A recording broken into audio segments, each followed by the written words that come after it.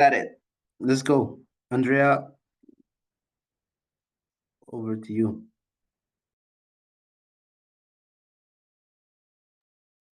Thank you, Abdi. I would leave let's leave a couple of minutes to colleagues to connect because I'm sure we'll have a few coming in late. So let's just wait maybe 3 minutes.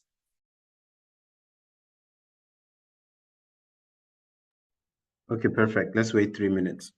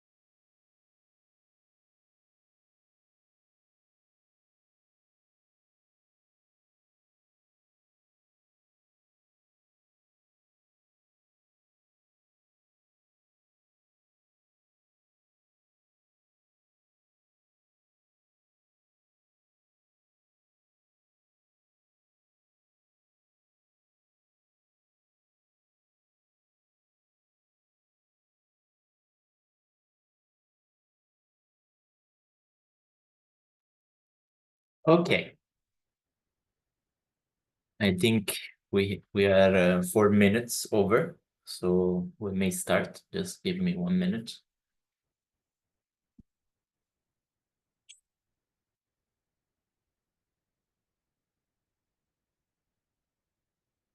Okay. Good morning, colleagues. Good afternoon to all of you connected. I hope you're all well. And welcome to this first session in clinic on the Pandemic Fund proposal development for the third call of the Pandemic Fund. I'm sure some of you are here from last year, some colleagues are new. We welcome you all in this call.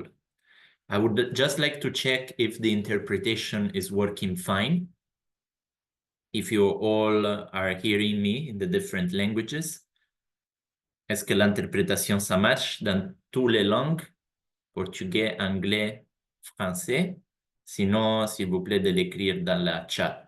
Please let us know in the chat if you have some issues in terms of the interpretation. I don't see any comment on this. So I take it for granted that it's all working fine. Great.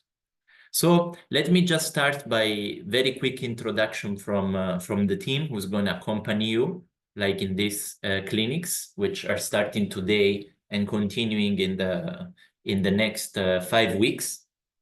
So my name is Andrea Luciani, and I'm the team lead for partnerships in the WHO regional office for Africa. Abdi, please introduce yourself, and then Cedric. Hello, everyone. Abdraman Jabate, or Abdi. I'm a program management officer for the Pandemic Fund Project Delivery Unit within our Emergency Preparedness and Response Cluster, and I'll be coordinating and these clinics along with our EPG colleagues. Cedric, to you. Yeah, thank you, Abdi. Hello, everyone. I'm Baiha Cedric. I'm the resource mobilization specialist. I'm working here in AFRO, WHO, within the External Relation and Partnership Unit. I'm happy to be here, and I will be presenting on this first clinic to develop like strong proposal for the third pandemic fund call for proposal. Thank you. Over to you, Andrea. Thank you very much, colleagues. And we welcome all our partners again, our WHO colleagues and our colleagues from ministries of health and different ministries in the call. We kindly ask you throughout the call to rename yourself with your organization in Zoom, so that when we go to the Q&A, we know which country are you based in and which organization. So please, if you are WHO, just name WHO and then the name of the country, or if it's Ministry of Health, please write MOH so that we know. And if it's a partner, please write the name of the partner so that we know which organization you are in. So let us start now. All protocols observed, and go to the next slide.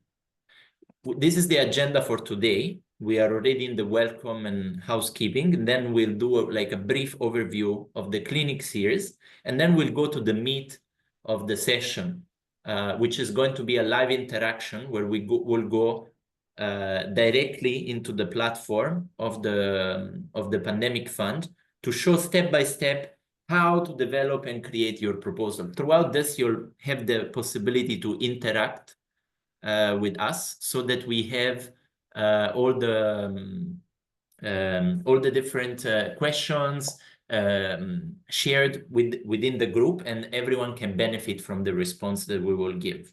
So this is what these clinics are intended for. And then, of course, we will have some planning for the next session and the closing. So we plan to close this in around 2 hours. So we'll start now. Now it's 11 a.m. Brazzaville. We'll finish at around 1 p.m. Brazzaville time. Abdi, please, next slide. Just a few housekeeping. I was starting with the interpretation. We hope that there is an that you know how to use the interpretation button. If you don't, just know that if you go on Zoom and the link in the tab on the lower side, you will find an interpretation button that you can choose your language of preference: English, French, and Portuguese. When you speak, please feel free to, at the same time, to use your own language, because of course we have interpretation as well, and we also have like a multilingual team, so you're free to express yourself in your language of preference. Please keep your microphone muted. If you want to put your camera, we're more than welcome to put your camera. This is going to be great for us to see you in person.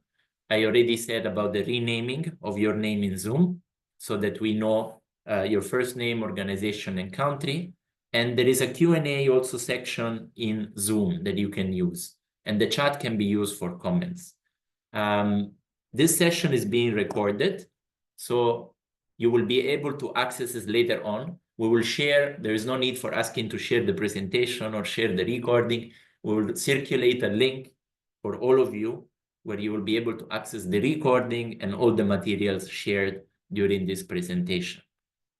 Now, without further ado, we welcome you again into this first clinic, and I will give the floor to Abdi to run through the first overview of the clinics for the Pandemic Fund third call for proposal. Thank you very much. Thank you, Andrea, and greetings, colleagues. Good morning, good afternoon, wherever you are on the continent.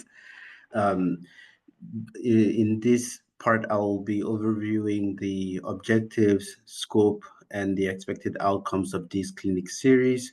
I will also go over the different sessions and what they will cover. And then I will pass it to my colleague, Cedric, who will take you through the session for today. So in terms of the objectives, these clinics have been designed to support proposal teams from member states, and these teams are generally multi-stakeholder teams from government and different partners. So the clinics have been designed to support the development of your proposals, but focusing mainly on the single country proposals. We also aim for these clinics to be a platform for countries to learn from each other, to collaborate. We'll be sharing best practices and lessons learned from successful countries, and we'll also be sharing sample content from some of the successful proposals. In terms of the format of the sessions, there will be hands-on sessions, so we'll be working with you, as you will see today, to navigate the Pandemic Fund application portal, go through each session and work with you to really, from now, start working on your proposals with us. So we highly recommend that if you are joining from the same country and you will be working on the same proposal, that you try to liaise and begin working live on the proposals from now on. As Andrea was saying, this clinic series will be on a weekly basis starting from today. So every Thursday, we'll have a 2-hour session with the goal of answering your questions, answering anything that you may be sort of struggling with. And the sessions will last 2 hours. There will be translation in English, French, and Portuguese. So in terms of the expected outcomes, we hope that by the end of this clinic series, that all of the countries will have at least a strong draft of their single country proposal, and that these drafts will be informed by lessons learned and best practices from both round 1 and round 2, and from the expertise of all the different partners here present.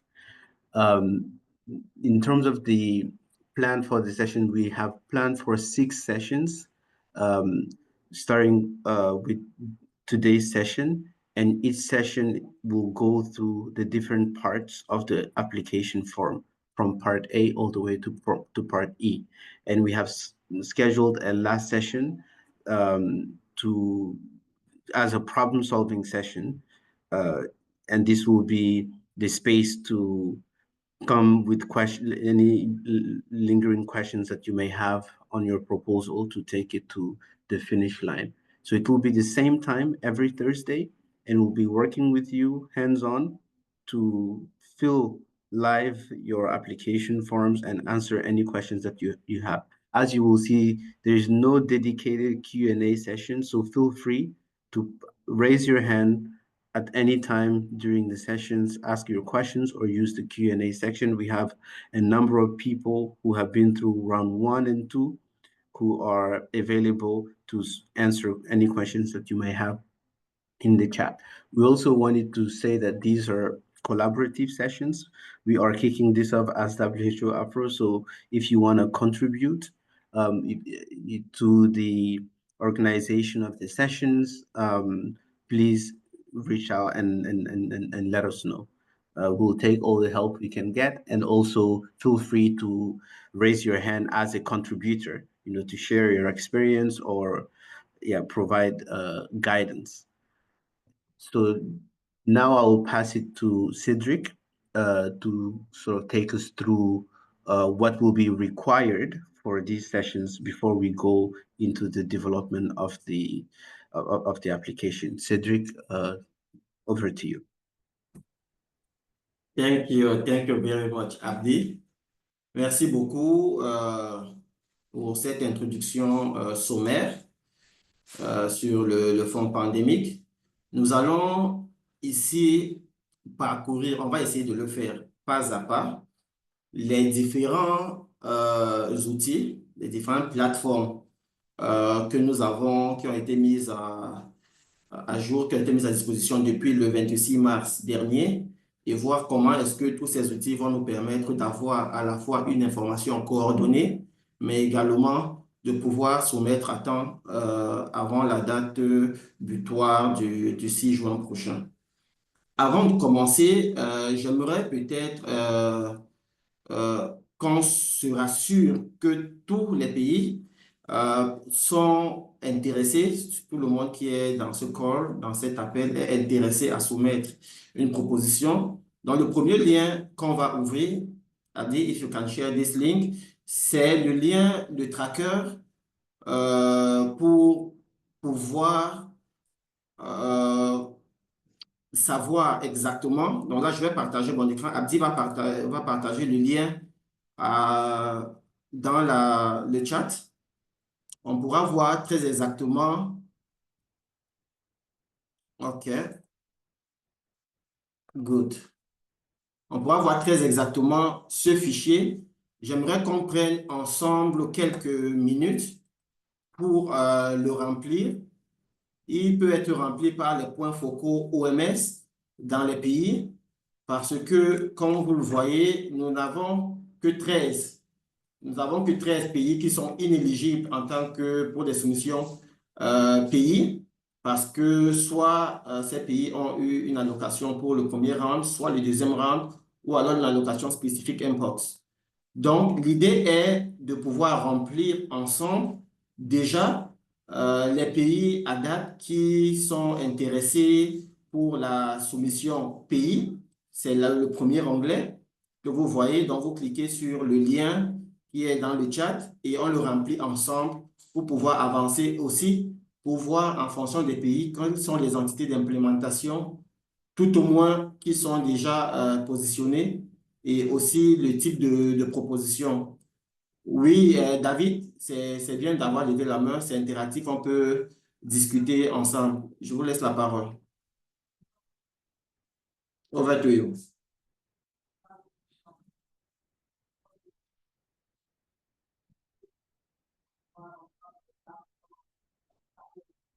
David?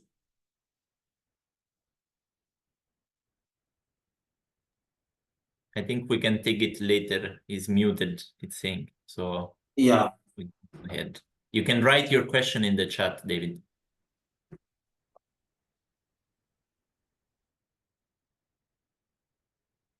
OK. Donc, prenons ensemble 3 minutes, 4 minutes pour remplir ce fichier. Amarachi, yes, please go on. I was saying that David can now unmute himself. Sorry, colleagues, I came in a little bit late, but my French is not good. I'm Anglophone, so I would love to know how I can get the proceedings. Thank you very much. Sorry, David. I think that we have the interpretation option here on Zoom. At the bottom right, you can have the interpretation option there and switch from French to English or Portuguese.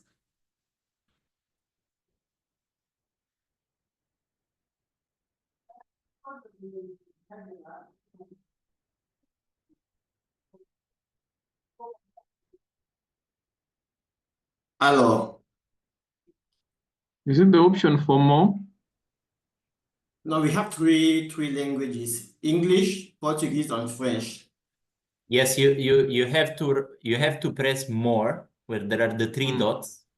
Then there is one option called interpretation. and there you can select listen in English, French, or Portuguese. Okay.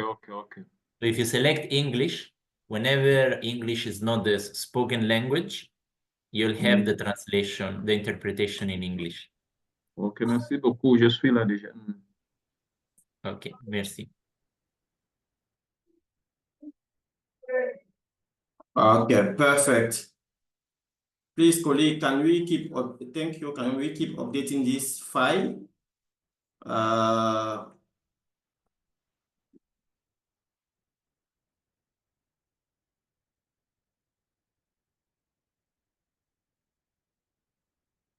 Okay, maybe we can move on. Yes, Carlo, Fakir. Yes, thank you for giving me the floor. So where can we get the link to update the file? Over. We have the link on the chat. I can't access it. I don't know what's happening. Maybe it's something from my side. Let me I try cannot again. also see the link from South Sudan. This Yeah. is Joseph. I cannot also see the link. Can you please repost it? Thank you. Yeah, I think it's across. Even me from Botswana, I can get the link. I can access the link. Which organization are you, Abdu? UNICEF, please. Yes. So And you this is can, Joseph WHO, South Sudan. okay. You can just request access and access will be given. But if you are South Sudan and you're working with the, for example, WHO country office in South Sudan, you can link with the focal points there and they would have completed the list, or they would do it in coordination with you. We'll just repost the link again now in the chat, so you can either access or request access. Thank you. As the focal person from WHO Mozambique country office for this pandemic fund, I have already requested the access to the link, but I don't know how I didn't get it previously. I don't know if there is any kind of channel of sending this kind of communication, or it was only posted today. Over. We're sharing for the first time. So if you give us like maybe 1-2 minutes, we'll give you access. Okay. Andrea from the AFDB, how do we request the link, the access from the chat or email?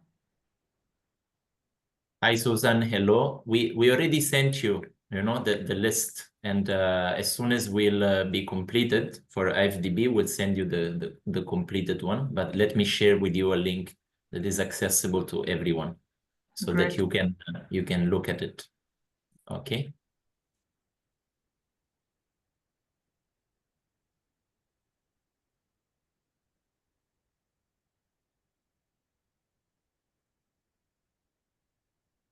Cedric, over to you.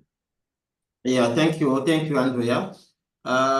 Please, if I just said, if you don't have, si vous n'avez pas accès au lien, il y a deux options. Vous pouvez vous rapprocher du point focal OMS qui est impliqué dans la soumission, qui va faire les mises à jour conséquentes, ou alors simplement demander un accès si vous n'arrivez pas au lien et il vous sera octroyé pour pouvoir faire des mises à jour. Pour que c'est important de remplir ces cases, vous allez voir pourquoi dans la suite. D'autant plus que ces informations permettront d'avoir tout le support nécessaire et d'avoir cette planification, de savoir quel pays, sur quel axe et quel type de soumission il s'agit. C'est une nouvelle soumission, par exemple, comme je vois la Mauritanie. Quels sont les experts qui peuvent accompagner à quelle étape et quel type de support peut être fourni.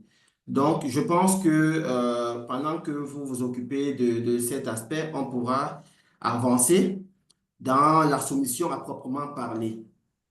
Abdi a présenté deux liens et on va commencer par le premier qui est en réalité le lien qui regroupe tous les autres liens. Donc, où il y a les documents prioritaires et les liens au niveau du Pandemic Fund. Donc, ce lien également, Abdi, si tu peux le mettre dans le chat, en même temps pour qu'avec les collègues, on puisse parcourir cette page qui est pleine de ressources et pleine d'informations et qui nous permettra d'avancer ensemble.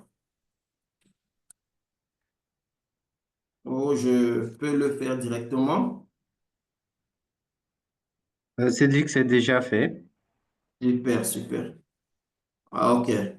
Merci. Donc, chers collègues, c'est une session interactive, cette clinique. On va parcourir ensemble. Donc, si vous pouvez cliquer sur le lien pour qu'on puisse voir quelles sont les ressources qui sont disponibles. Mais ce que je vous recommanderais à première vue déjà, c'est une fois que vous cliquez sur le lien, il faut le mettre en favori. Moi, c'est ce que j'ai fait.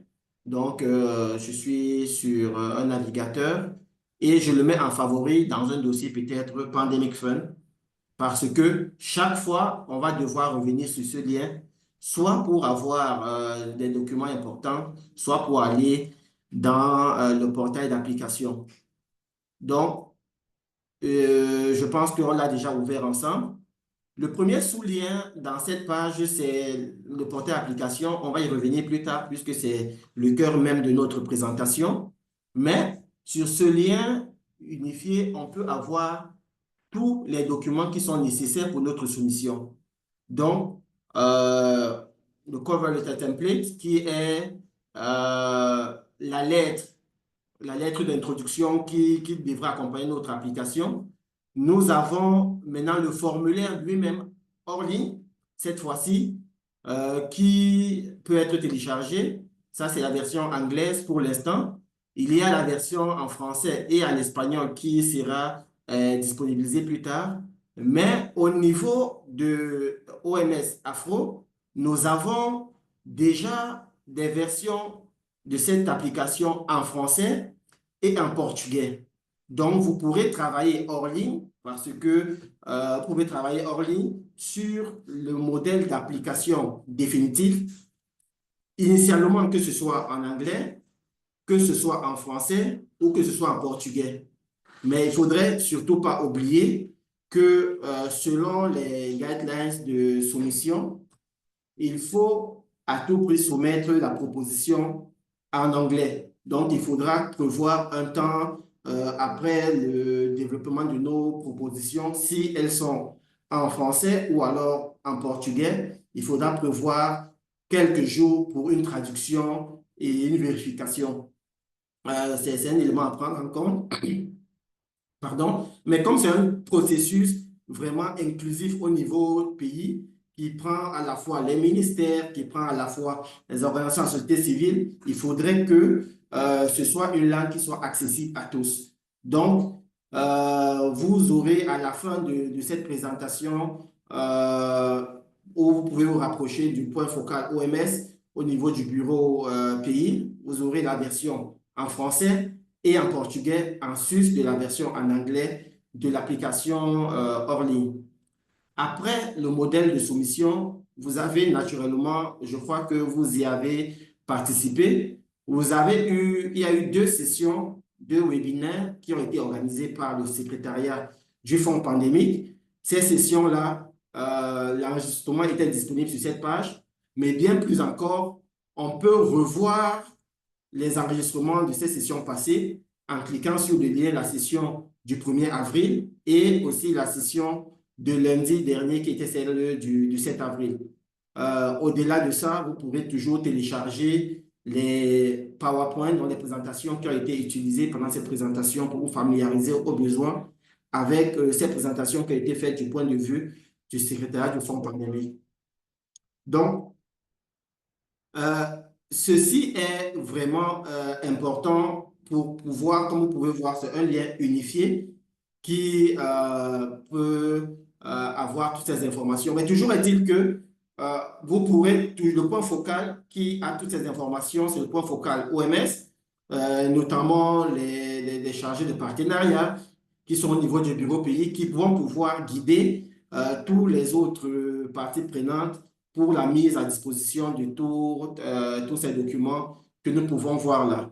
Donc, on ne va pas aller document par document. l'important, c'est de savoir qu'ils sont disponibles là parce que ça sert de référence lorsqu'il y a des discussions. Qu'est-ce qu'il faut en termes de théorie du changement? Qu'est-ce qu'il faut en termes de suivi et d'évaluation? Donc, tous ces éléments sont là. Et il faut vraiment s'assurer qu'on garde les éléments qui sont envoyés déjà depuis le fonds pandémique et que les propositions, parce qu'on l'a vu dans les feedbacks qui ont été reçus, beaucoup de propositions ont connu des modifications, notamment dans les templates, dans les modèles de soumission du budget, qu'il ne faut surtout pas modifier. Mais ces éléments, vous aurez l'accompagnement nécessaire à temps opportun. Ils sont disponibles là. On va essayer, une fois qu'on part là, on va essayer de zoomer un peu plus sur le portail d'application à proprement parler, parce que, comme vous le savez, même si on travaille hors ligne, même si on a déjà notre proposition hors ligne, la soumission se fait sur le portail d'application du fonds pandémique et on va peut-être aller directement dans le portail d'application pour voir à quoi ça ressemble, quels sont les éléments à prendre en compte et notamment comment créer un compte. Donc, en cliquant sur le lien Application Portal, je vous invite à cliquer. Vous allez, on va dire, je vais me déconnecter là. Alors, vous allez tomber sur cette page qui présente l'appel à proposition simplement. Avant d'entrer techniquement dans l'application, j'aimerais, si besoin est, rappeler que les soumissions pays sont portées par les pays. Donc, et puis les soumissions régionales, par exemple, dont on va parler prochainement quand ce sera lancé, sont portées par les entités régionales.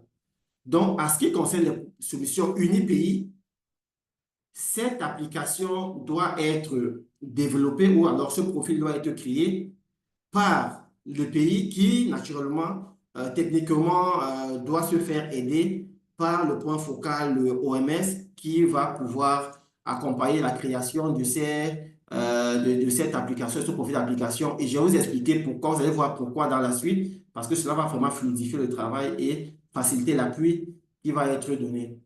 Donc, normalement, si vous êtes nouveau, vous devriez vous enregistrer. Donc, c'est le bouton « Register » qui est en haut à droite.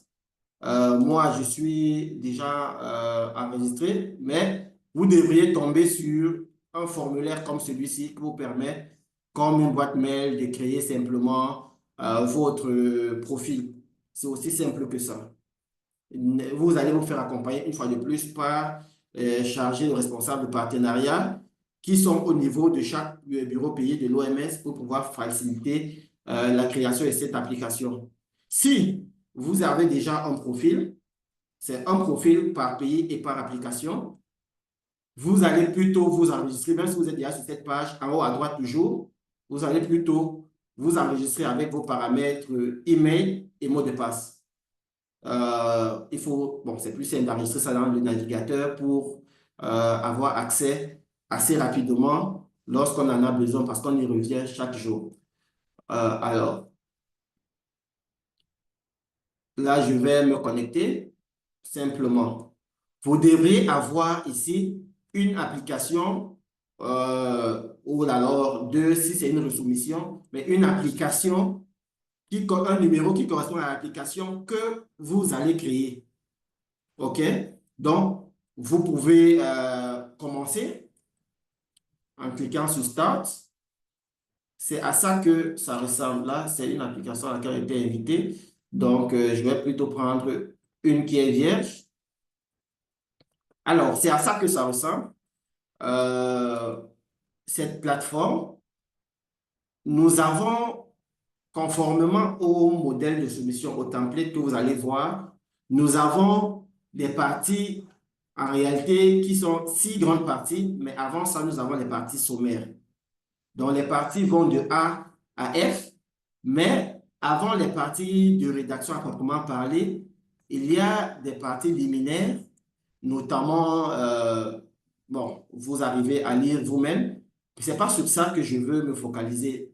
Je vais commencer, avant d'entrer dans la soumission, sur le point à gauche que vous voyez. Je vais zoomer un peu. Vous avez 9 tâches à accomplir. Chaque fois qu'on a accompli une tâche, on a 1 sur 9, 2 sur 9, et à la fin, on aura 9 sur 9. Vous n'arrivez pas à voir mon écran, non? Because I can see someone. L'écran est visible.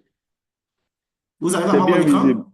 C'est bien visible, ok. oui. Quelqu'un devait dans le chat si je partage mon écran. Alors, donc, je suis sur la partie de gauche.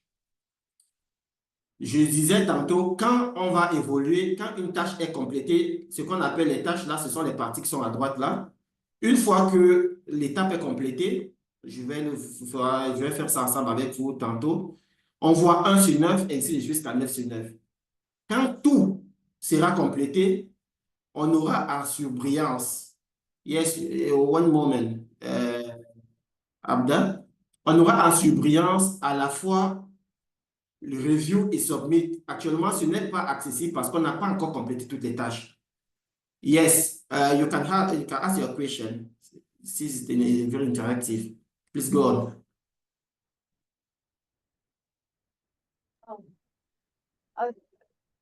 Thank you. The question is, can we, as WHO, start an application, or does it have to be started by the ministry? Thank you for your question. Mamadou? Mamadou, please, go on. Vous pouvez poser votre question, Mamadou. Oui, merci beaucoup. Donc, je voulais savoir aussi, parce qu'on avait un collègue qui avait créé sa page. Est-ce qu'il faut supprimer cette page? Nous, on va créer une nouvelle page et parce que le collègue n'est plus au bureau.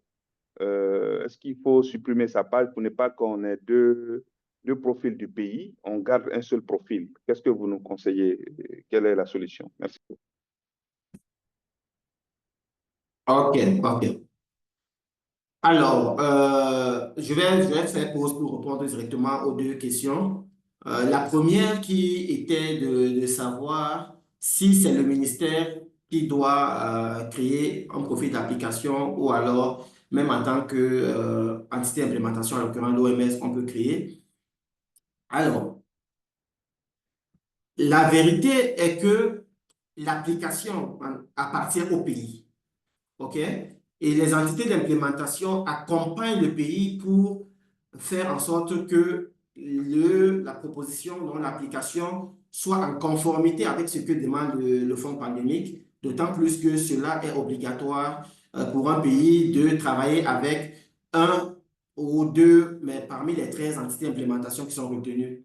Donc, l'application doit se faire, elle peut se faire si, naturellement, elle peut être créée par un technicien de l'entité d'implémentation, mais toujours est-il que c'est au nom du pays, donc il faudrait que cela soit fait en conjonction avec la personne désignée au ministère de la Santé, qui généralement est le secrétaire général, un conseiller technique, que cela soit fait. C'est mieux de le faire en même temps et de créer l'application, de mettre le nom, l'email de la personne contact au niveau du ministère de la Santé et de continuer de mettre les autres collaborateurs, chose qu'on va voir tout à l'heure.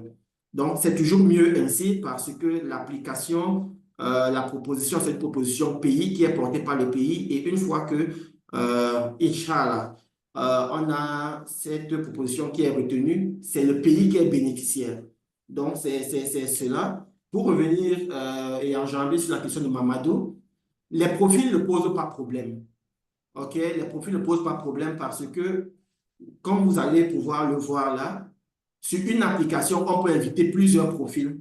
Et cette plateforme Smart Apply, on peut créer autant de profils, même si c'est un ancien collègue qui était là. Cela n'empêche pas que pour cette soumission, on puisse créer un profil en rapport avec la soumission du 3e round, comme si c'était une nouvelle application. Et cette fois-ci, se rassurer de mettre les collaborateurs nécessaires. Je reviens dessus parce que c'est un point important que vous soulevez. Et on pourra revenir dessus et comprendre justement l'intérêt de rajouter un certain nombre de collaborateurs clés pour faciliter le suivi plus tard. Donc, c'est ce que je peux répondre à ces deux questions pour l'instant et souligner également ce que Abdi dit dans le chat. N'hésitez pas à utiliser plutôt la fonction Q&A qui est beaucoup plus pratique pour les questions-réponses dans l'application Zoom, en lieu et place du chat usuel. Donc, en revenant sur la présentation, je disais tantôt, Oui. pardon? Je voulais ajouter un élément de réponse par rapport à ce que tu as dit. Oui, oui, Abdi. Voilà. Quand il s'agit d'une resoumission, c'est conseillé d'utiliser la plateforme d'avant parce que c'est là-bas où tous les anciens documents sont, etc., et de les transférer dans comment dire, dans ce nouveau format-là. Parce que les formulaires sont un peu différents de l'ancien. Donc, même si c'est un ancien collègue qui a déjà comment dire, l'information, etc., ce serait bien de rentrer en contact avec ce collègue et de transférer l'information dans la nouvelle plateforme. Parce que l'ancienne soumission a été faite en utilisant les formulaires du deuxième round. Il y a eu des petits changements. Je voulais juste ajouter cela pour les soumissions. Merci. Merci, Abdi. Je vois Sidonia Gomez Vieira qui a la main levée. Peut-être on va prendre sa question directement. Please, Sidonia, you have the floor.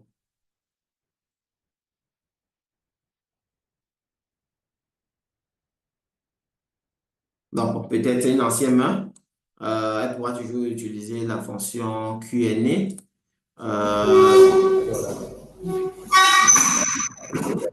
Alors.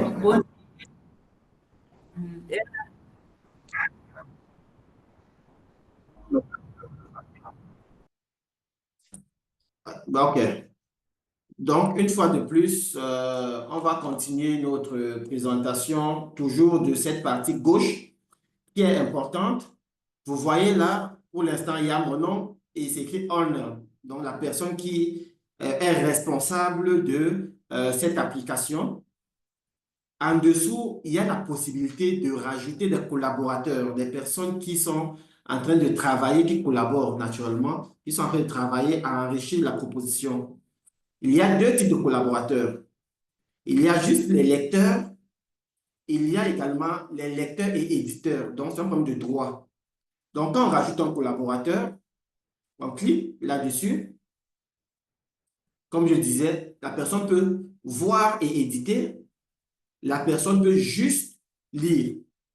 Cela change beaucoup de choses parce qu'il y a des personnes en fonction où vous ne voulez pas travailler pendant 3 mois et à la fin donner accès et que quelque chose soit modifié de façon inadvertante. Donc, il serait important en fonction de la personne qu'on invite de voir le niveau d'accréditation qu'on donne à la personne.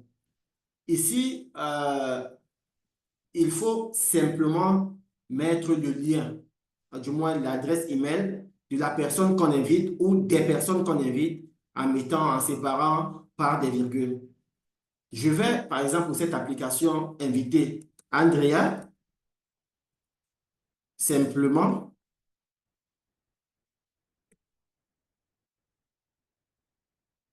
Et, OK, donc c'est plutôt le contraire. Donc, voilà. Et lui donner les accès de voir et d'éditer la proposition. Le message est optionnel. Je peux dire feedback attendu. Nous sommes au 2004. Voilà. Comme cela, quand il reçoit l'invitation, il sait pourquoi est-ce qu'il est invité et j'envoie simplement l'invitation. Il recevra, donc là, le collaborateur, il est invité. Pour l'instant, il est encore invité, il n'a pas encore validé le mail qu'il va recevoir. Parce que quand il va recevoir le mail, vous allez pouvoir voir son statut changer. OK? Ça, c'est vraiment, vraiment important. OK? Donc, je peux actualiser pour voir s'il a déjà reçu et validé. Andrea, did you receive the link? Je l'ai reçu. I did, and I was going to accept. Yeah. We you. speak. Yes, join now. Message received. So you should, if you refresh, I think soon. OK. Là, je rafraîchis la page.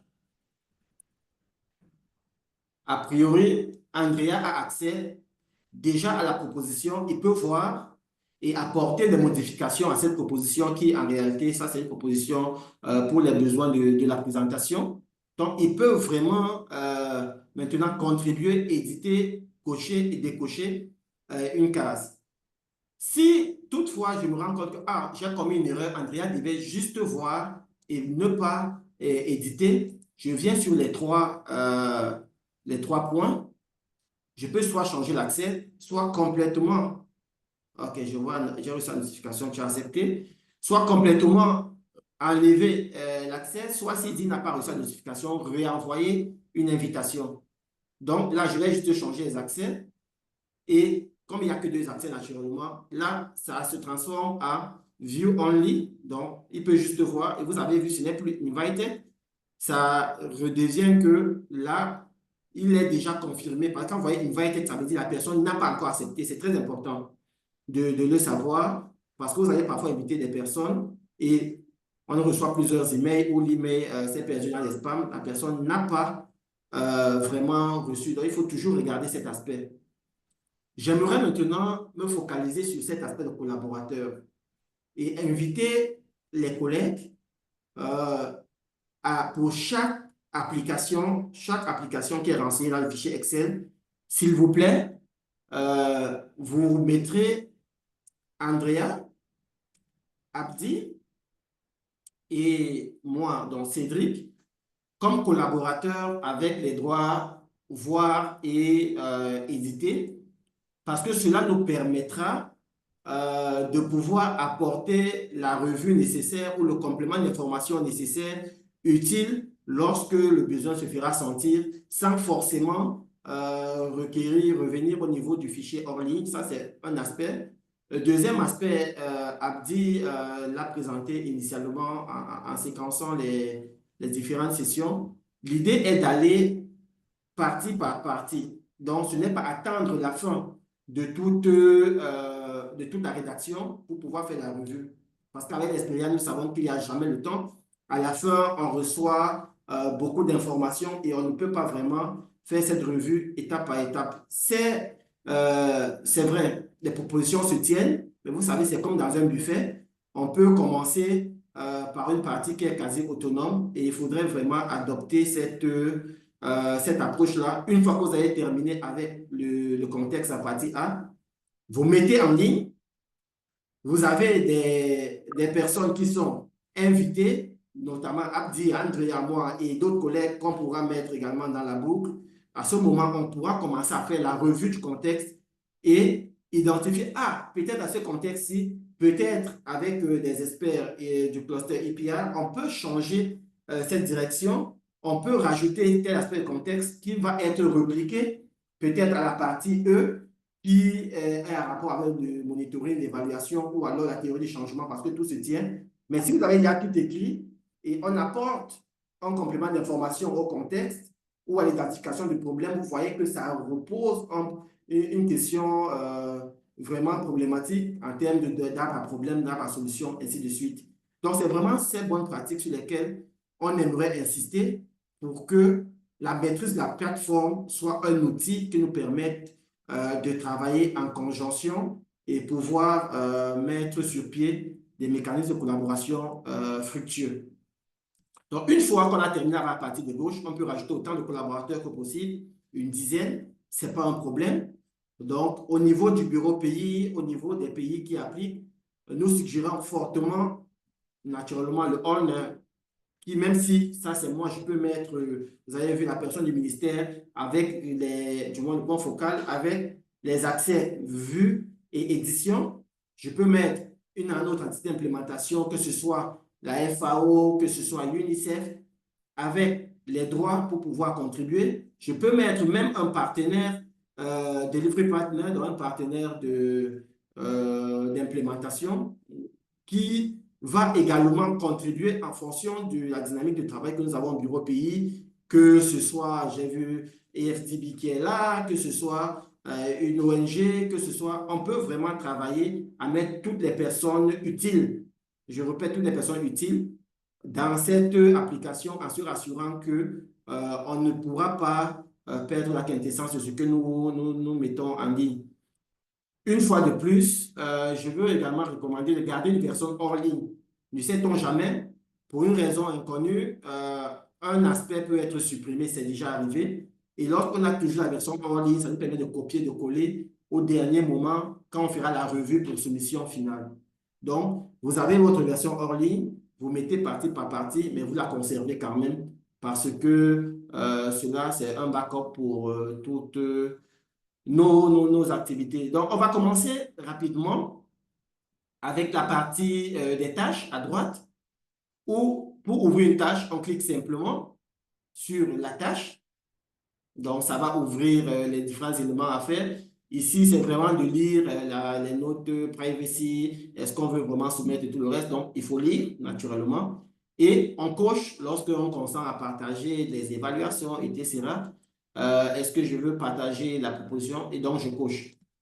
Une fois que tous les éléments sont cochés, les éléments obligatoires, vous voyez, on peut cliquer maintenant que la tâche est terminée, mark as complete. Quand on clique dessus, vous verrez, c'est ça que je veux montrer en particulier, que la tâche quitte de ceci, donc des pointillés, à une tâche complètement accomplie. Donc, ça fait 3 icônes qu'il faut surveiller. Ici, sur la gauche, quand vous avez commencé, l'icône des pointillés, ça veut dire la tâche n'a même pas encore été ouverte. L'icône d'un verre à moitié vide ou d'un verre à moitié plein, qui signifie qu'on a commencé la tâche, mais qu'il y a encore des éléments à compléter dessus. Donc, juste d'un coup d'œil, on peut voir à quel niveau on se trouve. Et l'icône de la complétude, donc de climatistique, qui nous indique que cette tâche-là, elle est complétée. Et quand on remontera, donc on peut revenir sur là où on était à l'intérieur. Si on revient sur là où on était, vous voyez ce que je vous disais tantôt. Avant, on était à 0 sur 9. Là, on est à 1 sur 9 tâches requises qui ont déjà été complétées. Ça nous permet aussi d'identifier le niveau d'avancement. Parce que je suppose qu'au niveau du pays, quand on va faire peut-être des rapports au ministre, quand on va faire des rapports aux représentants résidents, quand on va faire des rapports à notre directeur ou à notre directeur au niveau de l'ONG, de notre entreprise, on pourra dire, ah, nous sommes à 40% d'exécution, nous sommes à 30% de rédaction. Et c'est là où on peut vraiment voir ces éléments parce que lorsqu'on a 1 sur 9, on n'est pas loin d'être à 10% en fonction naturellement du contenu. Et cela nous donne un aperçu schématique de notre avancée.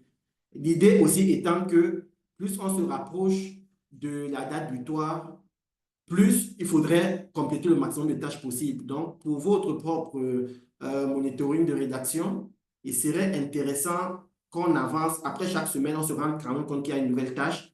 Et de l'autre côté, les différents partenaires qui doivent, les différents experts qui doivent venir apporter leur contribution pourront voir que telle proposition a évolué comme cela était prévu dans le planning de rédaction. Donc, c'est un peu cela qu'on va faire pour les autres tâches, naturellement le glossaire des termes, la checklist pour les applications. Et mentionner aussi, quelqu'un me demandait avant cet appel, on peut commencer par la tâche C et aller par la tâche A. Elles ne sont pas forcément interliées. Là, j'ai commencé par la première, je saute la deuxième, je vais à la troisième que j'ouvre, simplement. La checklist, est-ce que j'ai fait ceci? Ça, c'est la checklist généralement qu'on remplit en dernier, qui nous permet de savoir est-ce que tous les éléments qu'on m'a demandé, je les ai fournis. Et on les met de côté. Est-ce que ceci est fourni? Contrôle qualité, pour se rassurer qu'on n'a rien oublié. Parce que parfois, on peut avoir toutes des évaluations, mais on oublie simplement de les mettre, de les uploader, de les télécharger sur la plateforme. Et cette dernière étape qui est présentée comme deuxième ici sert souvent comme élément de contrôle de notre rédaction par partie. Est-ce qu'on a fait ceci, est-ce qu'on a fait cela, est-ce qu'on a déjà la théorie du changement, etc., etc. Donc, c'est ce que je présenterai là-dessus. Vous pourrez avoir le temps d'aller dans le détail. Je vais peut-être faire une pause pour demander aux collègues, est-ce que vous avez réussi à accéder à la plateforme jusqu'à date? Parce que ce n'est pas une présentation qu'on va faire, c'est vraiment un élément pratique. Ceux qui veulent y aller, on va se donner peut-être 3 minutes, Abdi, maybe 5, so that they can create their profile. Oui, et Cédric, je voulais signaler qu'il y a une question dans le chat qui a Oui. été posée par Sidonia Gomez. Et Bien. la question est la suivante. Voilà, quel est le profil conseillé pour les points focaux dans la plateforme? Est-ce que ça doit être, comment dire, des profils plus politiques ou des profils plus techniques? C'est une très, très bonne question, Abdi, que la collègue pose là. D'expérience, comme tu le sais, bon, je vais lui répondre. Il serait mieux que ce soit un profil technique, première chose. Moi, je le dis, parce qu'il faut surtout un profil qui a accès à ses emails de façon quotidienne. Parce que n'oublions pas, la personne qui crée, c'est une personne qui va recevoir les mises à jour. Parfois, il peut manquer un document et le fonds pandémique envoie une notification par email pour dire, est-ce que vous pouvez nous envoyer la preuve que vous avez travaillé avec la société civile? Là, il va falloir peut-être envoyer les comptes rendus, les meetings, et puis les photos de tout ce qu'on a pu avoir comme travail. Et jamais il y a un deadline. Le secrétariat veut ces informations dans 5 jours, dans 4 jours. Donc, si on n'a pas cette appétence technique au quotidien d'ouvrir ces emails, on peut passer à côté de cet email et peut-être 48 heures, 72 heures, ce qui peut être un préjudice pour l'application. Donc, définitivement, s'il y a le choix, naturellement, il est conseillé et recommandé d'aller vers un profil technique, mais surtout un profil technique qui a vraiment le réflexe de regarder sa boîte email chaque jour. C'est un outil de travail quotidien. Ça, c'est très, très important de souligner cela. Merci pour la question qui nous permet de souligner cet aspect très important. Merci, Sidonia. Il faut vraiment aller vers un profil qui peut permettre de recevoir les notifications à temps et de mettre autour de ce profil-là, de mobiliser la compétence nécessaire pour répondre s'il y a des questions, parce qu'il y a toujours des questions, s'il y a des précisions, s'il y a un complément d'information qui est nécessaire dans un temps réduit. Salwa? Bonjour, merci beaucoup pour la présentation. Mais si j'ai bien compris, on peut faire qu'un profil, on peut créer qu'un profil par pays. Et vu que le Pandemic Fund, il est aussi initié au niveau ministériel, pour le Maroc, par exemple, c'est le ministère de la Santé qui va créer son profil et nous inviter, nous, en tant qu'agence, donc OIM, pour participer à cet appel. Donc là, aujourd'hui, on ne peut pas créer de profil. C'est des informations qu'on doit donner plutôt à nos points focaux au niveau ministériel. Et demander l'accès aussi à l'OMS pour remplir le tableau de l'application pays ou de l'application régionale avec plusieurs pays. Oui, merci pour ce commentaire et cette question. Oui et non en même temps. Parce que on va revenir, je vais me déconnecter un peu pour expliquer ce que j'aimerais expliquer là. Une fois qu'on revient sur notre lien principal, Application Portal, donc on va sur le portail d'application, il y a la capacité de s'enregistrer déjà sur ce formulaire, que ce soit avec son compte Google, que ce soit avec son compte personnel. On peut créer un compte.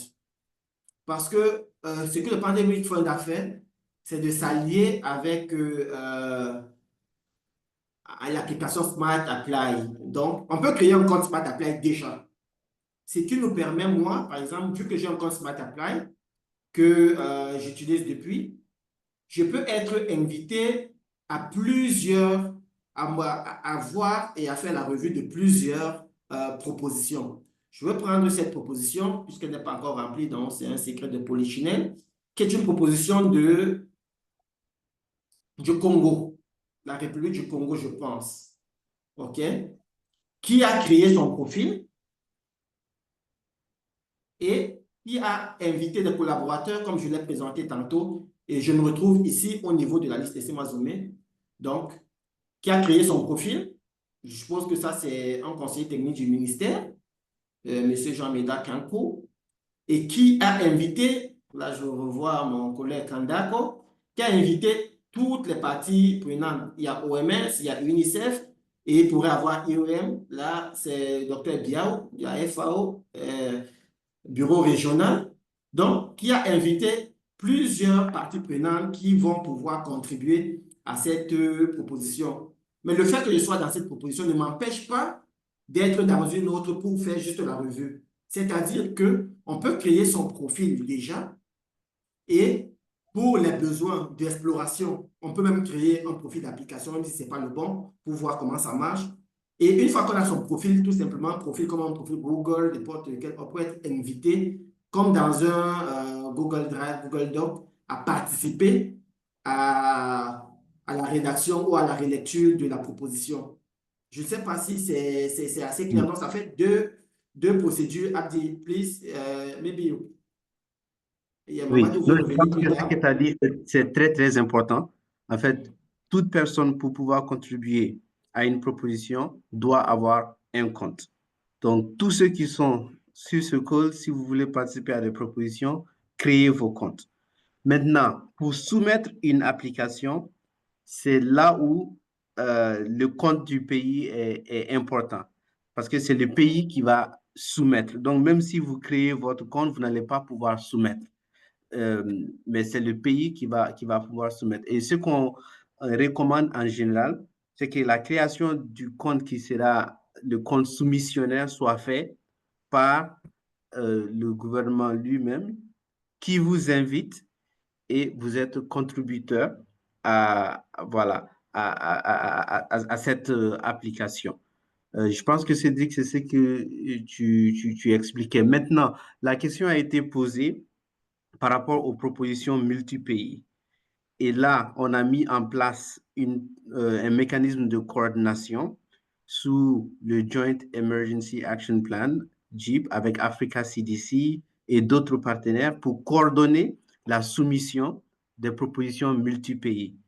Et dans ces cas-là, ce ne sont pas les pays qui vont soumettre parce qu'il y a plusieurs pays. Donc, ça va être un compte unique qui est coordonné avec entre OMS, Africa CDC et d'autres partenaires, voilà, qui sera soumissionnaire. Et il y a déjà la liste des propositions multi-pays qui a été établie et je pense qu'il est dans le lien qui a été partagé. Voilà, j'espère que ça ajoute plus de clarification. Il y a Mamadou et Siaka, Cédric qui ont levé la main. Je pense que Mamadou est premier. Oui, Mamadou a OK, merci. Oui, merci beaucoup. Hein. Merci vraiment pour ces clarifications. Je pense que de plus en plus, on est en train de chercher les zones d'ombre à nos têtes. Mais je reviens sur une question aussi importante. Cédric parlait de le retour, parce que c'est important cet aspect, je veux vraiment revenir là-dessus, le retour de Pandemic Fund vers celui qui a justement soumis la proposition. Alors, c'est tellement le fait que la personne doit régulièrement consulter son email, c'est là on va avoir des petits problèmes lorsque c'est un partenaire voilà, de MOS qui va soumettre. Et ça, c'est un problème. Donc, je ne sais pas. Ça, c'est une question parce que des fois, tu envoies un email, c'est une semaine, on te répond 3 jours. Et si maintenant on a une proposition aussi importante et qu'on doit tomber dans ce piège, je pense que, voilà, je voulais soulever cette réflexion. Merci.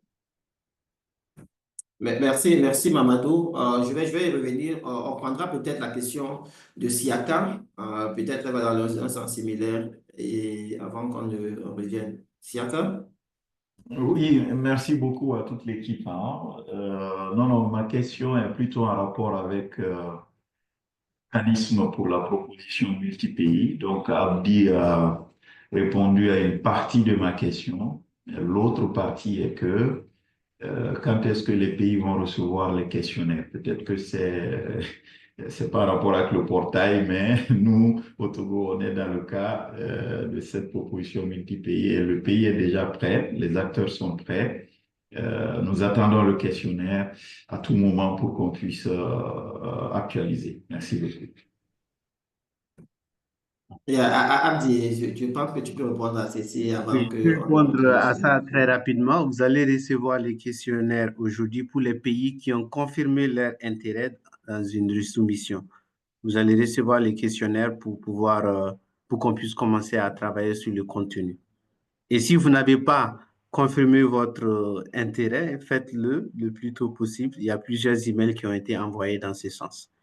Je vais mettre le lien de confirmation d'intérêt pour les propositions multi-pays dans les chats pour que vous ayez tous accès. OK, merci.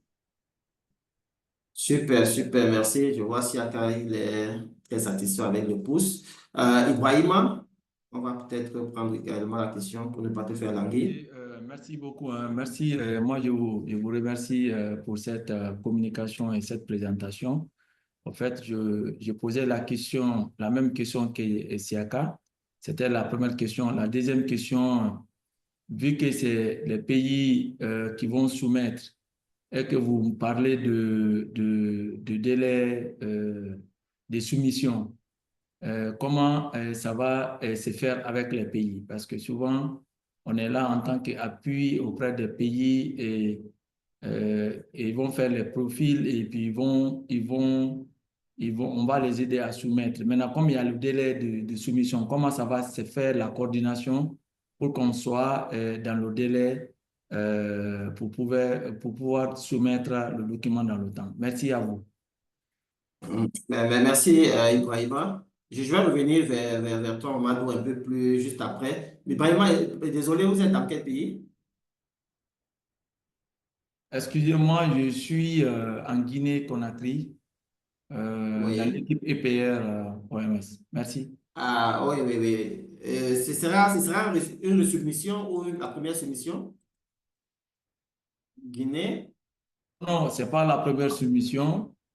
Nous avons déjà soumis Pandemic Fund, je crois, la deuxième fois, ça va être la troisième fois, je crois. Super. Ah, il faut penser à remplir le tracker, c'est ce que je vérifiais là, pour qu'on ne pose plus de questions, on sache exactement. Non, là, c'est un problème de coordination, simplement. Je pense que les pays, le rôle des entités d'implémentation que nous sommes également, c'est d'accompagner les pays dans la soumission, les guider dans en présentant ce qui est vraiment, vraiment important pour eux et faciliter la rédaction à temps des propositions. Donc, pour pouvoir être dans les deadlines, comment est-ce que ça va se faire? C'est vraiment un travail de coordination. Comme d'habitude, c'est un travail d'identification des priorités. Il faudrait que les ministères puissent mettre des points focaux, créer des commissions dédiées pour pouvoir travailler sur cette proposition. Et il faudrait un calendrier, je dirais même hebdomadaire, pour pouvoir avancer partie par partie. Et à la fin, il y aura probablement une séance globale de validation comme un atelier, mais bon, pas d'atelier. Une séance technique de validation de la proposition avec toutes les parties prenantes. Et pendant tout ce processus, il faudra également s'assurer à sécuriser les lettres d'engagement des ministres qui seront impliqués, notamment la santé, je suppose l'agriculture, les finances, en fonction de comment est-ce que la proposition est montée, pour pouvoir soutenir l'engagement du co-investissement d'un côté, et également soutenir les lettres de la société civile, des ONG et des entités d'implémentation pour le côté cofinancement. Donc, mais on pourra discuter sur ces éléments-là, vu qu'on est dans la maison, de façon beaucoup plus posée dans le cadre justement de l'accompagnement qui est offert dans la rédaction, la structuration des propositions. Et on verra ce que on pourra faire pour améliorer le processus et fluidifier les échanges. Donc, Mamadou, avant de donner la parole à Pépé, je voulais revenir sur les feedbacks du Pandemic Fund parce qu'effectivement, tu fais bien de souligner que c'est un point important, mais pour peut-être calmer les craintes et la nécessité, souligner la nécessité de rajouter le maximum de collaborateurs utiles possible. Parce que quand les feedbacks sont envoyés par le secrétariat, ce n'est pas seulement envoyé aux propriétaires de l'application, non. Toutes les personnes qui seront listées parmi les collaborateurs, en même temps, recevront la notification. Donc, si dans le groupe, il y a une personne qui reçoit la notification, naturellement, que ce soit OMS, que ce soit IOM, que ce soit un autre partenaire, on pourra, je suppose qu'il y aura une plateforme de travail, on pourra soulever cet aspect-là pour pouvoir adresser la requête qui est faite dans les temps impartis. Oui, Pépé? Oui, oui, merci beaucoup. Merci beaucoup. C'est juste une toute petite question. Je sais que vous avez déjà abordé cet aspect. Le cas où le pays ne s'est pas engagé et l'organisation ayant compris s'est engagée, est-ce qu'il y a une seule possibilité qui se présente pour une soumission sans l'engagement spécifique d'un pays? Je vous remercie. Merci beaucoup. C'est quel pays? Vous êtes dans quel pays? Excusez-moi. Pépé, je suis de la Guinée, Conakry. La Guinée, ok. Et je suis à l'OMS. Naturellement. Non, en réalité, je vais laisser Abdi avancer un peu plus, mais c'est aussi simple que ça, c'est non. Parce que les soumissions sont des soumissions des pays. Ce sont eux les soumissionnaires, ce sont eux les récipiendaires pour ce qui est des propositions pays et multi-pays. Les entités d'implémentation que nous sommes, parmi les 13 retenus, sont vraiment là pour accompagner le processus de soumission qui est déjà engagé par le pays. Donc, sans une lettre du pays, ça peut être, je pense que ça pourrait être problématique. Et notamment, également, il y a les delivery partners qui, eux, sont dans le côté exécutionnel du grant qui peut être mis à disposition. Mais pour ce qui est de la soumission, c'est les pays qui mettent sur pied la volonté de participer. Donc, sans pays, ça peut être compliqué d'être éligible pour cette proposition spécifiquement. Ça, c'est pour ce qui est des propositions pays et multi-pays. L'entité régionale, elle, est celle qui est responsable de la soumission pour les propositions régionales. Et donc, ici, là, ni la soumission, ni, on va dire, l'argent, le moment venu, ne va au niveau des pays, mais au niveau de l'entité régionale. Abdi, si tu veux compléter, peut-être, je peux te laisser compléter un élément. Oh, ça va. Merci Cédric. Non, c'est bon. Je voulais juste souligner quelques questions qui ont été soulevées dans les chats. Il y a une question par rapport au fait que si le pays a déjà un compte du second round, voilà. Est-ce que c'est possible d'utiliser ce même compte pour les soumettre pour le third round, le troisième round? Donc ça, c'est une question qui a été soulevée. Il y a aussi une question du Maroc par rapport à leur éligibilité pour une proposition pays. Je pense que pour ces derniers, la réponse est oui. Je pense que le Maroc n'est pas récipiendaire. Comment dire, donc le Maroc est éligible. Voici la liste des pays qui ne sont pas éligibles pour les propositions pays. Et Cédric, je te laisse répondre à la question, voilà, par rapport à la soumission d'une proposition précédente en utilisant un compte ancien. Merci Abdi, merci pour les questions. Et effectivement, on peut, pour être direct, oui, on peut utiliser le même compte. Je vais prendre mon cas, vu que je suis connecté sur l'application, du moins sur mon compte. Donc, je viens à My Applications, donc qui sont mes soumissions. Désolé. Alors, si je reviens sur mes soumissions, quand je me connecte à mon compte, comme je disais, le compte n'est pas lié à une soumission. un compte peut être lié à plusieurs soumissions. Vous voyez ici, j'ai une soumission ici qui date de juillet, la première là. Elle date de juillet 2024. Donc, voilà une soumission qui a été faite avec mon compte au second round. Voici une soumission également qui date de août 2024. Donc, et qui est là. Voici la nouvelle que j'ai éditée tout à l'heure, qui date de avril 2025. Donc, l'idée est, si on a vraiment un compte soumissionnaire, que ce soit soumissionnaire ou sur lequel on a participé, c'est mieux de garder, de conserver le même. Ça nous permet juste de faire une vue en arrière parce que je peux revenir sur celui-ci, regarder qu'est-ce que j'avais soumis, etc.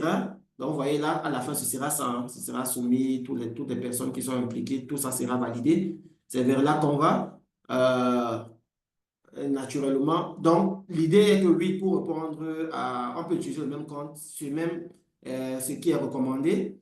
C'est ce que moi-même je fais pour pouvoir garder simplement la trace de toutes nos applications et les propositions qu'on a pu soumettre. Ici, ces propositions-là, par exemple, j'avais travaillé avec les ministères pour dire, OK, je crée le compte parce que je sais que j'ai accès à mes emails plus facilement. Je mets comme premier collaborateur le conseiller, là, c'était la première, je pense que le secrétaire général du ministère de la Santé, premier collaborateur et toutes les personnes indiquées qui sont d'intérêt, qui sont dans la proposition. Cela me permet de suivre techniquement l'avancée de toutes ces propositions et d'adresser les différents feedbacks le plus rapidement possible lorsqu'ils sont mis sur la table. Donc, c'est une approche qui peut, en fonction du contexte dans lequel vous vous trouvez, si le ministère veut créer le compte, c'est toujours bien, mais rassurez-vous d'être vraiment là pour pouvoir apporter le support, le soutien qui est dans le cahier des charges des entités d'implémentation, les 13 qui sont retenues, au rang desquels l'OMS et les autres partenaires. Donc, oui. C'est ce que je répondrai à cela. Abdi, il y a d'autres questions dans le Q&A, dans le chat? Non, je pense que pour le moment, c'est bon. Je veux juste ajouter, Cédric, un point de clarification par rapport à la différence entre un compte et une application. Je pense que les comptes, ça ne change pas.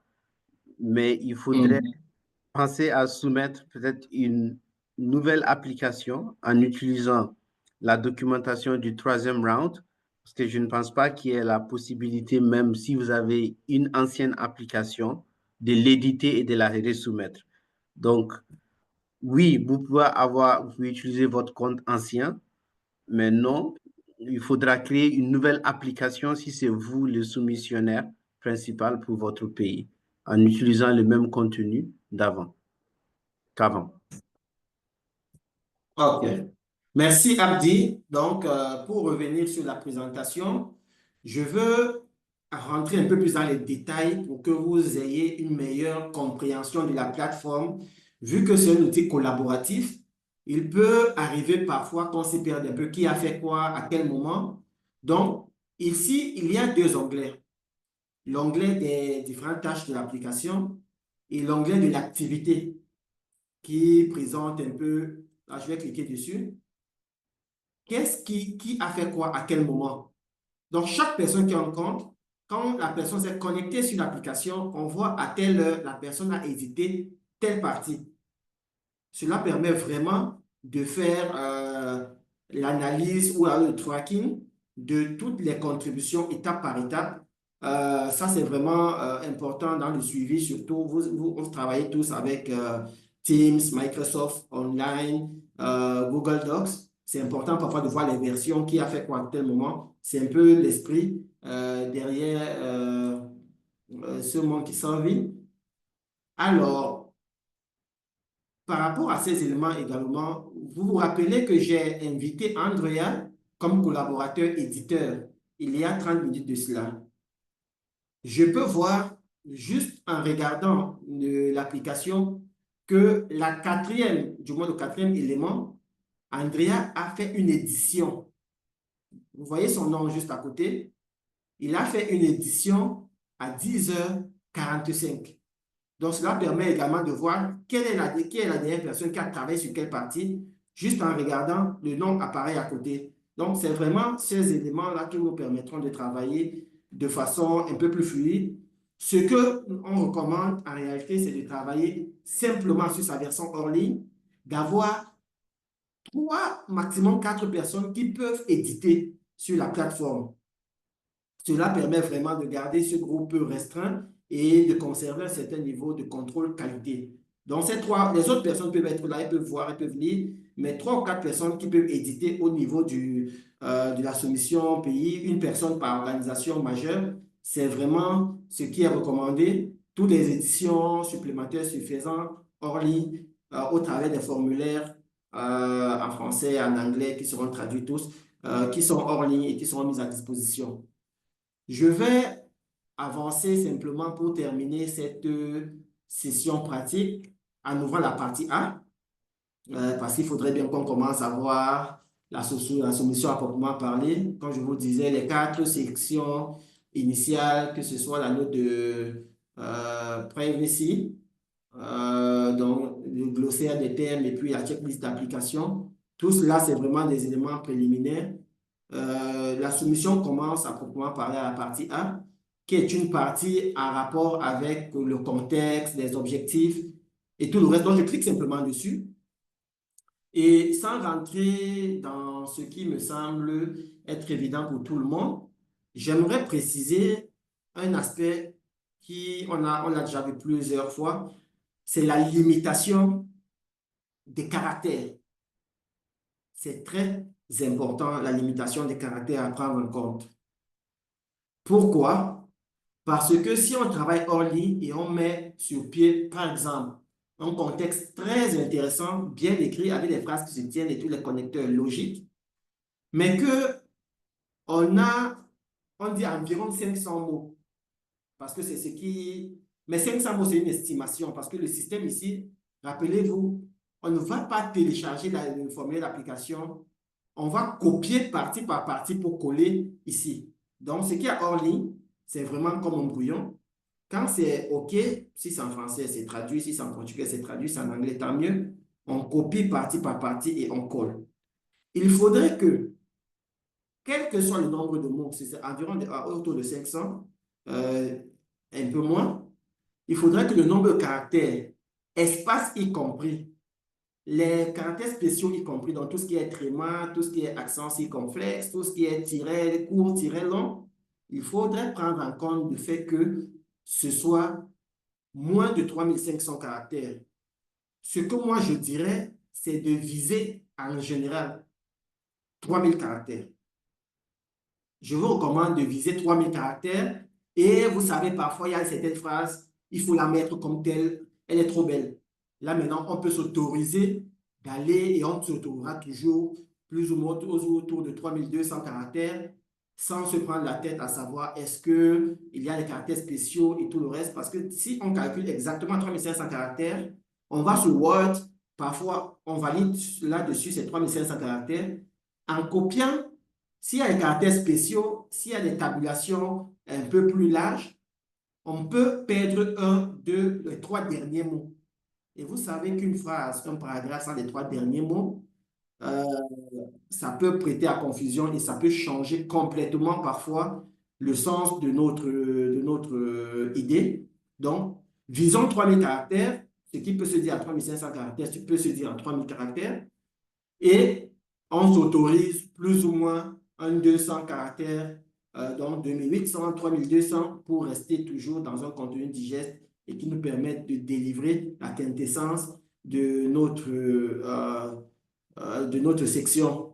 Donc là, les objectifs, la portée, c'est vraiment ces éléments-là qu'il faut prendre en compte. Je vous invite à lire étape par étape. Ça se ressemble, mais ce n'est pas du tout pareil. La guidance de cette année se veut un peu plus pragmatique. On a enlevé beaucoup, on va dire, de blabla. Mais parce que le contexte de fonds pandémique, je pense qu'il est déjà au courant vraiment quelle est la situation de tel pays, où se trouve, je dis n'importe quoi, la Guinée. La Guinée est un pays d'Afrique, je pense que le fonds pandémique le sait déjà. Donc, ils sont allés vous allez le voir pour ce formulaire, un peu plus pratiquement. Quel est le problème? Qu'est-ce qu'on veut faire? quels sont les problèmes, quelles sont les solutions, comment est-ce qu'on compte les implémenter, ça va coûter combien, et c'est ce coût-là qui est considéré comme un investissement, comment est-ce que cela va permettre de servir comme fonds catalytique pour pouvoir mobiliser des ressources à l'échelle nationale pour ce qui est du co-investissement, à l'échelle des autres partenaires d'implémentation pour ce qui est du co-inversement, du cofinancement. Donc, il ne faut pas assumer, même si c'est une résolution, qu'on peut prendre les éléments de l'année dernière et simplement les coller aux nouveaux champs, parce que ce n'est pas le cas. Vous allez voir que c'est un peu différent. Même la tabulation a changé. Donc, prenons le temps de lire un peu plus ce qui est demandé. C'est vrai, 80% de ce qu'on demande cette année peut être retrouvé dans les soumissions passées qu'on va améliorer avec des différents feedbacks. Cela va être fait tout au long de cette clinique, étape par étape. On pourra revenir pour chaque pays s'il y a des feedbacks spécifiques, les adresser une fois que vous avez un draft. Mais prenons vraiment le temps d'aller directement vers ce qui est demandé, et ce qui est demandé est écrit comme libellé juste avant chaque champ. C'est ce que je vais présenter ici, et naturellement, on va toujours cocher tout ce qui est pertinent. L'idée de cocher ce qui est pertinent parce que on va le voir, les feedbacks sont revenus pour les propositions qui n'ont pas été validées pour certaines. C'est que parfois les parties n'avaient pas de lien de cause à effet. C'est-à-dire chaque fois qu'on met quelque chose, par exemple dans la portée de notre intervention, dans les objectifs, on doit pouvoir soutenir ça avec ce qui est demandé par la suite. Les problèmes, chaque fois qu'il y a quelque chose à cocher, ça doit être en corrélation totale, en pensant toujours dans l'esprit d'un cadre logique, comment est-ce que les activités s'imbriquent dans les livrables, comment ces livrables s'imbriquent dans les objectifs spécifiques, comment est-ce que ces objectifs spécifiques concourent à l'objectif global pour, à la fin, aller vers le but que vise le fonds pandémique. Donc, dans chaque question, il y a toujours derrière ce cadre logique-là qui doit rester dans le schéma pour pouvoir, de façon synthétique, une fois qu'on prend notre cadre logique, à chaque étape, avoir la justification partie par partie. C'est ce qui est ressorti même des 2 webinaires qui ont été délivrés par le fonds pandémique que je parlais tout à l'heure. Vous pouvez encore revenir sur ce portail-là et avoir accès, si vous avez le temps, aux différentes présentations ou alors aux sessions. Mais c'est un aspect clé à prendre en compte lorsqu'on coche chaque case. Ce n'est pas parce que simplement c'est pertinent dans le cadre de notre travail qu'on doit le cocher. Gardons en mémoire que c'est une soumission. Et comme une soumission, chaque personne parmi nous ici a fait des soumissions, que ce soit pour un CV et tout le reste. C'est ce qui est pertinent par rapport à ce qu'on veut dire, qu'il faut cocher et garder pour pouvoir rassurer, même au niveau des activités, même au niveau des coûts, comment est-ce que tout cela s'imbrique et puis comment est-ce que cela peut contribuer aux objectifs qui sont les nôtres. Donc, vous vous rappelez la session de l'année dernière, le round, la théorie du changement était à la partie E complètement. Donc, ici, c'est ramené à la partie A. Non, c'était vraiment à la fin. Ici, c'est ramené un peu plus au début pour essayer de conserver cela dans la mémoire ou dans le réflexe de ceux qui écrivent. Concrètement, qu'est-ce qu'on veut changer? Quelle est la situation actuelle? Qu'est-ce qu'on veut changer? Par quels moyens? Etc. Donc, c'est une partie très, très importante. On va sauter toutes les étapes de mise en contexte géographique simple pour aller vraiment dans le contexte du problème qu'on veut résoudre, de la situation idéale à laquelle qu'on veut soumettre. Donc, naturellement, comme toujours, et moi, je vous recommande, après avoir écrit la théorie du change, si ceci est dit, alors, je vous recommande toujours, même si on peut penser que c'est optionnel, je vous recommande toujours quand même de drafter une théorie du change à part comme pièce jointe, selon le modèle qui est fourni, pour pouvoir mettre à jour ici, parce que c'est un élément qui est important. Et il a été rapporté que pour plusieurs reviewers du le Technical Advisory Panel, avant même de lire la proposition, généralement par soumission, on prend d'abord la théorie du changement, qui est en réalité le schéma succinct de la proposition pour regarder, est-ce que cette théorie de changement est cohérente? Maintenant, on rentre partie par partie pour la lire. Donc, il faut, je pense, comme c'est un début, mettre beaucoup d'efforts dans cette théorie de changement et pour qu'à la fin, on ait cette partie A qui met déjà le cadre de qu'est-ce qu'on veut faire, qu'est-ce qu'on veut changer, comment est-ce qu'on veut le faire. À la fin, naturellement, on pourra mettre que c'est complété. Là, je ne peux pas le mettre parce que je n'ai rien rempli. Ça me dira que il y a des parties qu'il faut que je remplisse. C'est ça l'idée un peu. Voilà. Donc, chaque fois que vous manquez une partie, ça va venir en rouge comme dans tous les formulaires pour dire, cette question est obligatoire, écrivez quelque chose, ou alors...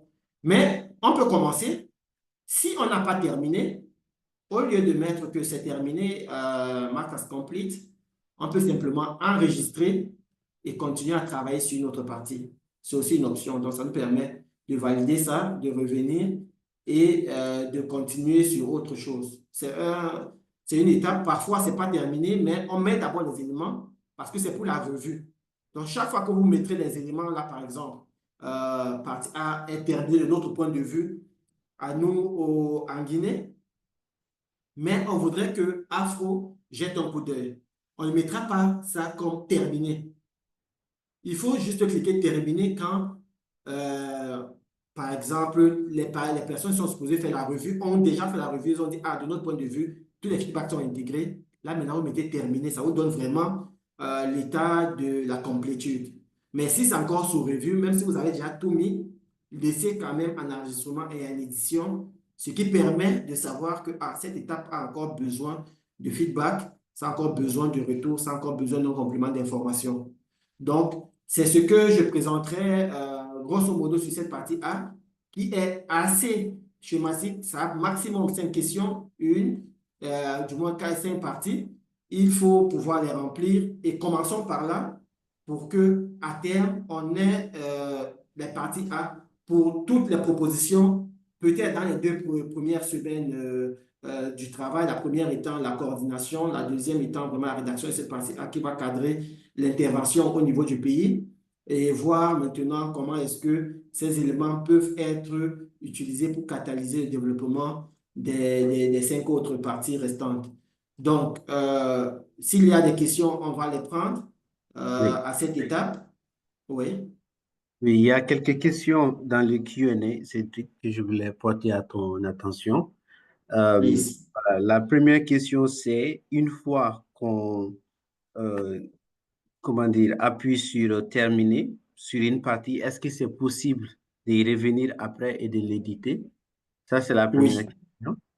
Et voilà, la deuxième question, c'est une fois que l'application a été complétée et qu'il y a des modifications à faire après, est-ce que c'est possible de faire des modifications après que ça a été soumis au fonds pandémie? Ça, c'est la deuxième question. Et maintenant, troisième question, c'est plus des points d'information. Il y a nos collègues de AFDB qui sont intéressés à être Implementing Entity avec les pays. Ils ont mis leurs contacts dans le chat. Il y a aussi les collègues de IEM qui sont intéressés à collaborer avec les différents pays. Ils ont aussi mis leurs contacts dans les chats. Voilà. Merci Abdi. On va finir peut-être avec la plateforme.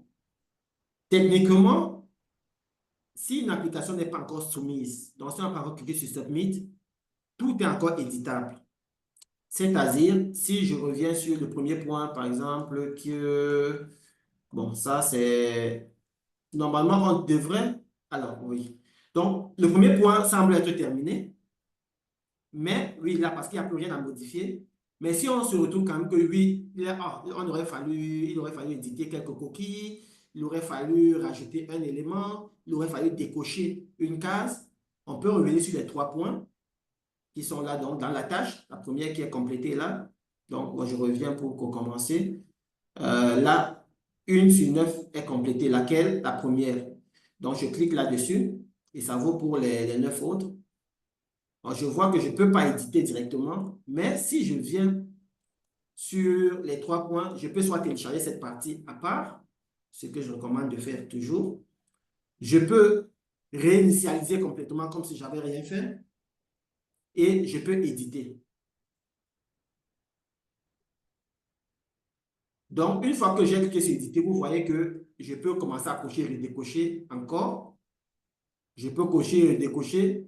Et si actuellement, ce n'est pas encore, donc je marque, j'enregistre, donc je valide le comme complété. Ça fera que même si j'ai coché tout ce qu'il y avait à cocher, la tâche ne me marque pas encore ici complété. Donc, je vais toujours être à 0 a priori, à 0 sur 9. Parce que là, également, j'attends, par exemple, une revue de tous les collègues. Une fois que tous les collègues ont fait la revue de cette partie, ça vaut pour la partie A, B, C, D. Donc, je pourrais revenir maintenant et dire, ah, ça c'est OK, sur ça on ne touche plus, c'est bon. Mais c'est juste une mise en forme, parce que du moment où on n'a pas encore cliqué sur soumettre, on peut toujours modifier, comme je le disais tantôt. Ça, c'est pour la première question. La deuxième question, de savoir si, lorsqu'on a soumis au fonds pandémique cette fois-ci, donc après le 6 juin, à l'occurrence pour les propositions pays et multi-pays, est-ce qu'on pourra venir rééditer notre proposition? La question est oui et non. Je vais commencer par non. Comme dans toute formulaire d'application, en règle générale, quand le deadline est passé, alors, je pense que c'est aux alentours de 4 heures du matin au 7 4 GMT, hein, au 7 juin. Lorsque ce délai est passé, a priori, la plateforme ne permet plus ni de mettre à jour des informations, ni de télécharger des informations nouvelles. Toutefois, comme on l'a présenté dans les sessions précédentes, 2 à 3 semaines après, donc vers la fin du mois de juin, après la soumission, il y a un premier screening, une première évaluation des propositions. Et on peut se rendre compte que, ah, il manque la lettre du ministère des Finances, ah, le cachet qu'il y a sur la lettre du ministère de la Santé n'est pas assez clair. Peut-être il y a tel élément qui n'est pas assez explicité. Donc, on peut demander un complément d'information, justement, c'est ce dont on parlait tout à l'heure, dans un intervalle donné, 4 jours, 3 jours, 1 semaine, 5 jours ouvrés. Et on réouvre juste l'application concernée pendant ce temps-là, le temps de faire les mises à jour sur l'application par rapport au mail qu'on a reçu. Lorsque ce temps-là est écoulé, ça se referme et on attend simplement les futurs développements correspondant à ce qui a été annoncé au préalable. Donc, c'est comme ça que ça fonctionne jusqu'à date. Et l'idée étant de rester dans les délais qui sont impartis, parce que après, si ce n'est pas pour modification autorisée, ça peut être plutôt compliqué. Ça peut être compliqué. Donc, c'est ce que je répondrai à cela. Il y avait 2 autres questions, Abdi, qui n'étaient pas en rapport avec comment on appelle, avec la plateforme. Tu peux me les redire, s'il te plaît? Oui, c'était plus des informations qui ont été partagées par la Banque africaine de développement. Ah oui, là-bas des IOM. L'Organisation internationale pour la migration. Mais j'ai vu que les commentaires ont été postés dans les chats. OK. Mais je vais peut-être répondre à la BAT et à IOM. Bon, je sais que dans le jargon du fonds pandémique, c'est assez confusing, mais il y a 13 entités d'implémentation. OK? Et il y a des entités delivery partner, des entités d'exécution. Donc, effectivement, il y a des organisations qui sont pré-enregistrées ou pré-vetted, qui sont prévalidées pour être parmi les entités d'implémentation. Et c'est le pays, notamment avec l'OMS, qui décide de se faire accompagner par telle entité d'implémentation, 1, 2, minimum 1, mais 2, 3, 4 entités d'implémentation. Et nous avons justement eu cet appel avec EFDB hier. Et ce serait très intéressant d'avoir la Banque africaine de développement parmi les entités parce que ça va permettre vraiment de structurer tout ce qui est aspect de cofinancement, notamment dans les pays où la banque a des financements importants en termes de santé. En ce qui concerne IOM, je sais pour sûr que dans le système des Nations Unies, il y a 3 agences qui ont été déjà retenues parmi les entités d'implémentation, parmi les 13, parmi lesquelles la FAO, UNICEF et l'OMS. Mais comme ça a été le cas pour le projet MPOX et puis le projet du rang 2 avant, IOM est un partenaire naturellement très fort et privilégié compte tenu de son mandat pour être parmi les entités lead les delivering partners, les entités d'exécution en fonction des pays, des projets, des contextes. Et ce travail-là doit se faire à partir de maintenant, effectivement, avec les leads, que ce soit au niveau de l'OMS dans les pays concernés, mais également avec toutes les parties prenantes dans le cadre du One Health qui est recommandé dans cette application. Donc, oui, tout à fait, ce sont des partenaires, que ce soit IFDB naturellement, IOM évidemment, qui sont d'une pertinence évidente dans le cadre de cette soumission et avec lesquels on doit pouvoir travailler pour faire la planification, et la rédaction même des propositions. Et le moment venu, on devra travailler pour la micro-planification et l'exécution pour les propositions qui seront retenues. Il y a d'autres questions dans le chat, Mathudi? Abdi? Oui, je pense que pour le moment, c'est tout. Le seul point qui revient, c'est par rapport à l'accès aux liens pour les propositions multi-pays, si cela peut être rendu public.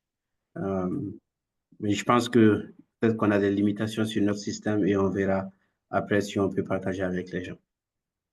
Oui, oui, évidemment, évidemment. On va essayer de faire ce suivi-là. Mais toujours est-il qu'il y aura moyen de partager toutes ces informations juste à la fin. Donc, Abdi, je vais terminer là-dessus. Je pense que comme cela, on a un aperçu déjà de comment fonctionne la plateforme SurveyMonkey, mais aussi les applications spécifiques par pays et par profil. Il ne faut pas hésiter, comme je disais, à créer son profil déjà, tout de go, en suivant les liens qui sont fournis par Abdi dans le lien, du moins dans le chat, et voir comment tout cela permet de travailler. Parce qu'une fois qu'on a une bonne compréhension de la plateforme, même au moment de la rédaction, on rédige en comprenant comment est-ce que cela va être soumis et cela facilite tout simplement la compliance avec, du moins, la convergence entre ce qu'on fait, ce qu'on rédige et ce qui est demandé par le fonds pandémique. So, Abdi, I think that's all from my end. Je vais arrêter de partager cet écran pour qu'on puisse revenir sur la présentation PowerPoint. Mais toujours est-il que si vous avez des questions spécifiques, on pourra revenir partie par partie. Il y a des propositions qui ont été des propositions gagnantes. On peut regarder comment est-ce que ces propositions ont été développées sur cette partie. Si ça correspond à la nouvelle guidance, on pourra toujours voir comment prendre ces propositions gagnantes, comment prendre la façon dont ils ont répondu ou elles ont été formulées pour adapter au contexte et pouvoir apporter des solutions qui sont posées éventuellement. So, Abdi, you have the floor. Thank you. Okay, thank you, Cedric. I'm going to switch to English because I think most of the session has been in French. So now I'll just, well, first of all, I wanted to thank all the colleagues who have remained online. We started this meeting with about 208 people. We still have 175 of you, which is many. We hope that this first introductory session was very helpful to you. I'm just going to share with you what we'll be focusing on for the next session. and also share with you what we think the homework is between now and the next session. So in terms of the focus for the next session, we will be basically going through we will do a recap of this first session, share with you some of the key points that have been raised, some of the answers to the questions that came up many times. And we will then do a deep dive into part B of the application form, the context section, demonstrated needs, alignment with national and regional priorities, and on our end as WHO, we are also working to gather all the different documentation that is typically required. For instance, the JEEs, the national public action plans, the regional strategies and stuff, because all those are key documents that you will need to upload. We will also share sample content from some of the successful proposals so that you see what the empty form, how the empty form compares to the completed form.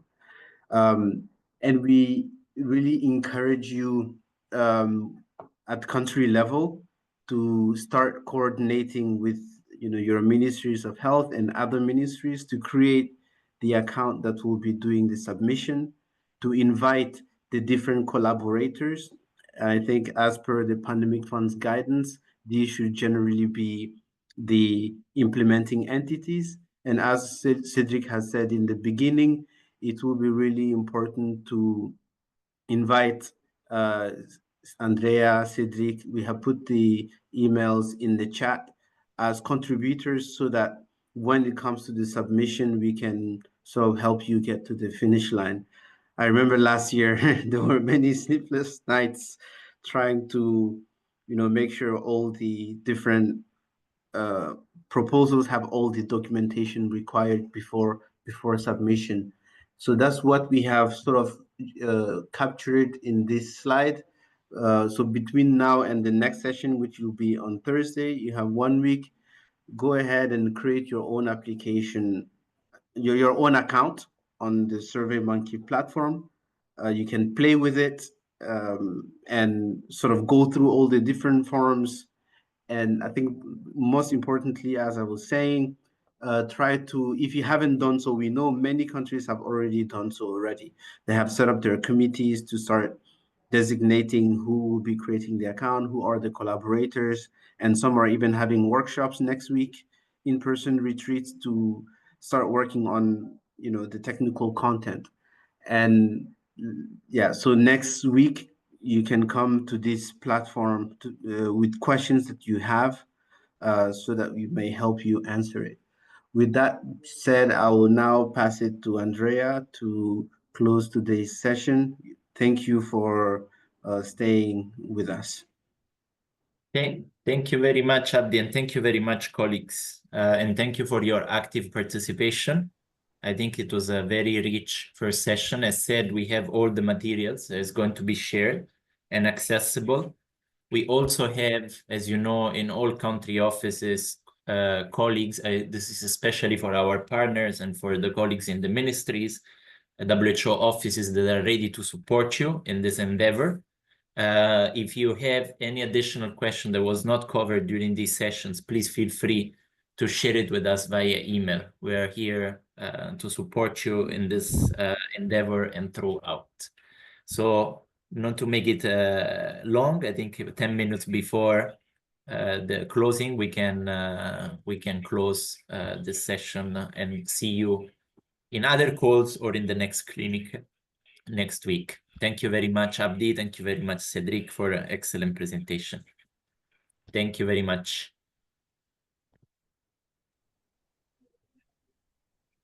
Okay, thank you all, and see you again next week. Thank you. Bye. Bye. Au revoir. Bye-bye. Au revoir. Thanks. Au revoir. Merci beaucoup. Thanks, everyone. Have a great day. Merci, bye. Ah.